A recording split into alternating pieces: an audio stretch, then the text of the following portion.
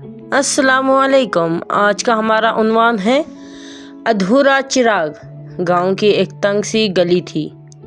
उसमें एक बुरी अम्मा अकेली रहती थी। उनका बेटा शहर जाकर बड़ा आदमी बन गया था। अच्छी नौकरी थी, बड़ा घर था, नई गाड़ी थी, सब कुछ था उसके पास, बस वक्त नहीं था। अम्मा हर शाम दरवाजे के पास चिराग जला देती थी। पड़ोस वाली खाला ने एक दिन पूछ लिया, बाजी आप रोज़ ये चिराग क्यों जलाती हो? बिजली तो है घर में। अम्मा मुस्कुराकर बोली, मेरा बेटा कहता था अम्मा, जब मैं देर से आऊँ तो दरवाजे पर रोशनी रख दिया करो, मैं दूर से पहचान लूँगा मेरा घर आ गया। साल गुजर गए, बेटा कम ही आया। फ़ोन में मसरूफ़, ज़िंदगी भी मसरूफ़।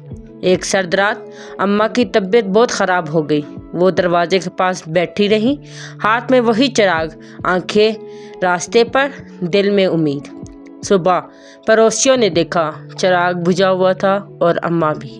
अम्मा इस दुनिया से चली गई। खबर शहर पहुंची। बेटा दौड़ते हुए आया, घर के दरवाजे पर बैठकर फूट फूट कर रोने लगा। पड़ोस वाली खाला ने बस इतना कहा, बेटा चिराग तो वो रोज़ जलाती थी, तुम ही रास्ता भूल गए।